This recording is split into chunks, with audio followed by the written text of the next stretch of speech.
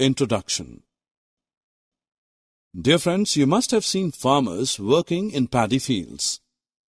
They work for all day long. But have you ever wondered that where do they get that energy to do their work with full enthusiasm? Actually, like us, they also get this energy from the food that they eat. In other words, we can say that food is the main source of energy for our body to perform daily activities. We get our food from both plants and animals. Food has to be produced on a large scale to meet everyone's requirements. In this module, we will discuss about crop production and its management for the distribution of food. Objectives. At the end of this module, you will be able to categorize crops on the basis of seasons in which they grow, list the types of tools used for plowing, list the advantages of manure and fertilizers, describe the different methods of irrigation, define weeds and weedicides, describe harvesting and storage of crop, explain animal husbandry.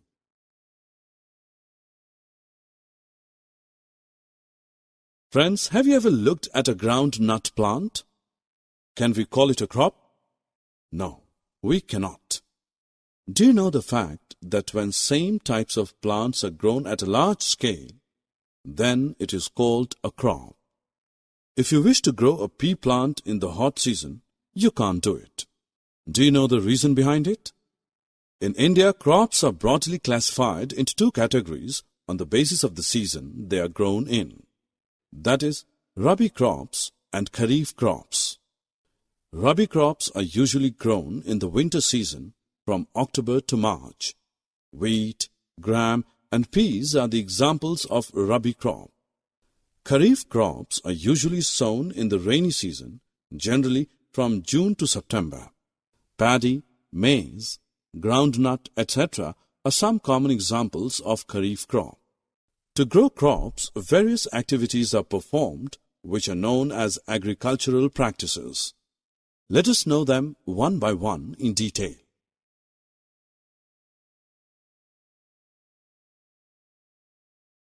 Dear friends, do you know that how farmers grow crops in a large field? What is their first requirement? Well, first of all, they prepare the soil for growing the crop.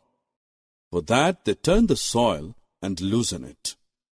The loosened soil helps in the growth of earthworms and microbes present in the soil. These organisms are also known as farmers' friends. They add humus to the soil. Turning and loosening of soil brings the nutrient-rich soil to the top. These nutrients are then used by the plants. Now look at this farmer. He is plowing the field. As we can see that it is made up of wood, let us see its structure. It contains a strong triangular iron strip called plowshare, and the main part of the plow is a long log of wood called plow shaft. Another tool used in plowing is a hoe. It is used for removing weeds and for loosening the soil. It has a long rod of wood, and this strong, broad and bent plate of iron works like a blade. Most of you must have seen tractors in the farms. Nowadays, plowing is done by tractor-driven cultivator, which saves both labor and time.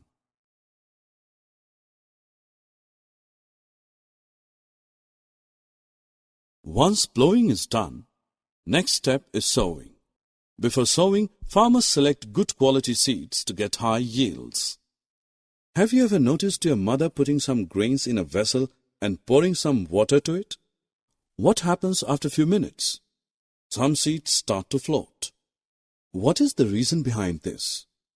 Some damaged seeds float on water because they are hollow and hence lighter. Actually, this is a good method for separating good, healthy seeds from the damaged ones. Now let us see what are the tools used for sowing seeds. Look at this farmer. He has a funnel-shaped tool for sowing seeds. Observe them closely. What is he doing with this tool? Yes, he is filling seeds into the funnel and passing them down through the sharp ends of the pipe to get them seeded in the soil. This is a traditional method and very easy. Nowadays, farmers use modern seed drills for sowing with the help of tractors. I'm sure you are wondering how this seed drill works. It sows the seeds uniformly at proper distance and depth, ensuring that seeds get covered by the soil after sowing. This process also saves a lot of time and labor. Friends, now let us move on to the next topic of this module. I am sure you must have heard the term manure many a times. Do you know what it is? Okay, let us see. Manure is an organic substance obtained from the decomposition of plant and animal wastes. To make it, farmers dump plant and animal wastes in pits at open places where it is decomposed by microorganisms. Soil fertility and nutrients are reduced due to repeated cultivation of crops year after year. Farmers therefore add manure to the fields to replenish the soil with nutrients. This process is called manuring. Now let us look at some of the major advantages of organic manure. Manure enhances the water-holding capacity of the soil. It makes the soil porous, due to which exchange of gases become easy. It improves the texture of the soil. It also increases the number of friendly microbes necessary for a healthy crop. Like manure, fertilizers are also used in replenishing the lost nutrients and minerals in the soil. Fertilizers are the chemicals used to add minerals like potassium, phosphorus, and nitrates to the soil. Fertilizers are produced in factories. Some examples of fertilizers are urea, ammonium sulfate, potash, and NPK, nitrogen, phosphorus, and potassium. The use of fertilizers increases the crop yield. However, there are some disadvantages of using fertilizers. Excessive use of fertilizers makes the soil less fertile, and they also have become a source of water pollution. Difference between fertilizers and manures.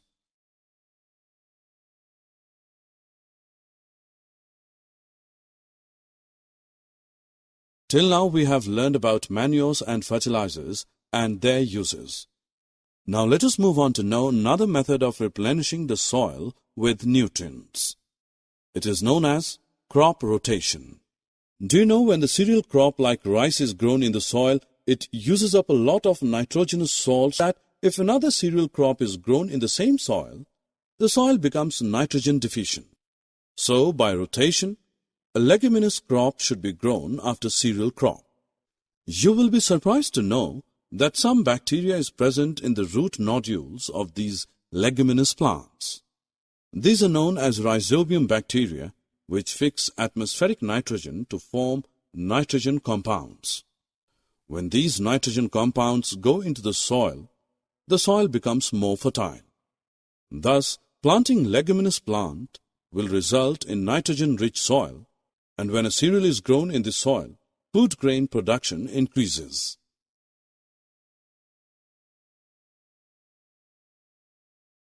Friends, as we all know that water is very essential for all living being, but what is its role in the production of crops?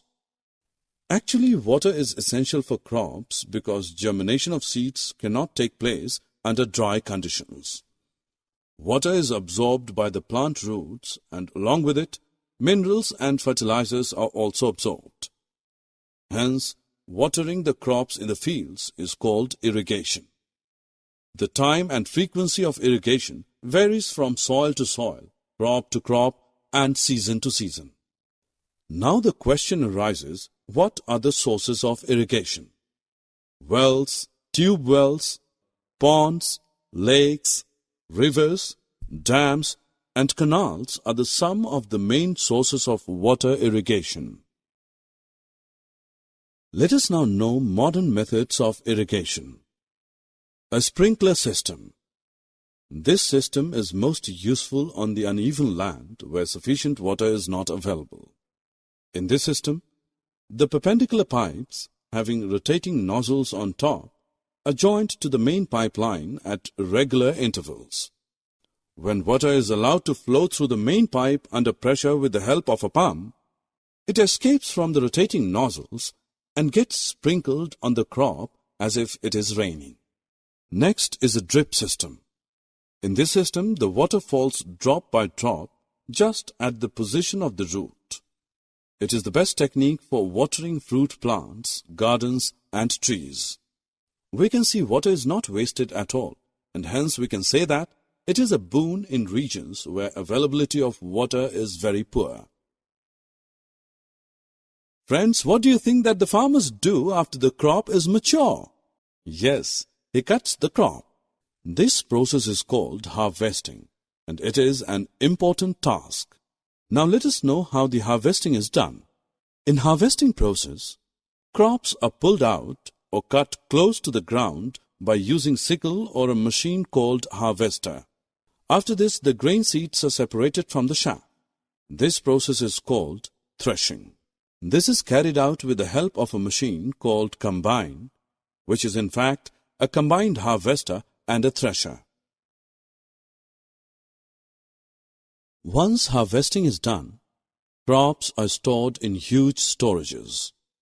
We should keep some precautions to store crops because if the harvested grains are stored without drying, then they may get spoiled or attacked by organisms and thus they will lose their germination capacity. So the grains should be properly dried in the sun to reduce the moisture in them.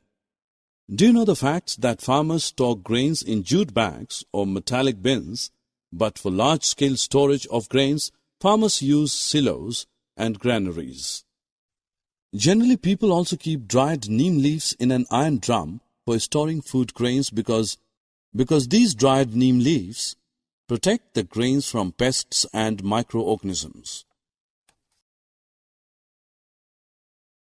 Friends, do you know, like plants, animals also provide us with different kinds of food. Many people living in the coastal areas consume fish as a major part of their diet. You will be surprised to know that just like the process of crop production, animals are also reared at home or in farms. They are provided with proper food, shelter, and care so that they provide us healthy food to eat. This process is called animal husbandry. In other words, we can say that animal husbandry means rearing and breeding livestock on a large scale.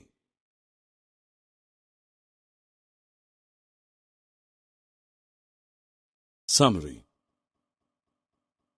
Now friends, let us summarize what we have learned so far. In India, crops can be broadly categorized into two types based on seasons they are grown in: Rabi and Kharif. Supply of water to crops at appropriate intervals is called irrigation.